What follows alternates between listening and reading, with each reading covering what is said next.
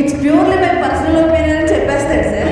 Disclaimer ఇచ్చేస్తాడు. ఒక పౌర్ణమి రోజు రాజు అనే కుర్రాడు అనన్య అనే అమ్మాయి గురించి ఆలోచిస్తూ ఆకాశంలో ఉన్న చందమామని చూస్తూ ఉంటాడు. అప్పుడు అతనికి ప్రేమ అంటే ఏంటి అనే ఆలోచన వస్తుంది. ప్రేమ అంటే రక్తంతో ప్రేమలేఖ రాయడమా, లేదా కాస్ట్లీ గిఫ్ట్లు సర్ప్రైజ్లు ఇవ్వడమా, లేదా ఐ లవ్ యూ అని రొటీన్గా కాకుండా మా ఇంట్లో దీపం వెలిగించే అమ్మాయి నువ్వు అవుతావా, నా పిల్లలకి తల్లి నువ్వు అవుతావా అని వింత చేష్టలతో ప్రపోజ్ చేయడమా, లేదా నీకోసమే నా అన్వేషణ, నీ ప్రేమ కోసమే నా నిరీక్షణ అని కాకమ్మ కబుర్లు చెప్పడమా అని ఆలోచిస్తూ ఉండగా తనకు ఇలా అనిపిస్తుంది.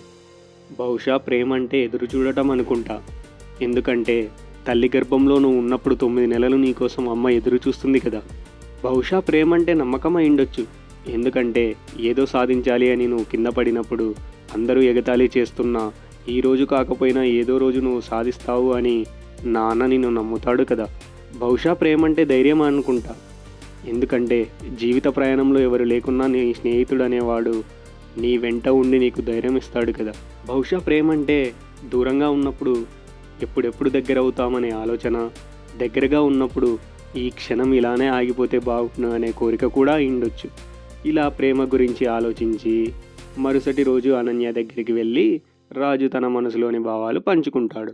నేను నిజంగా థ్యాంక్ యూ తప్ప ఏమీ చెప్పలేదు.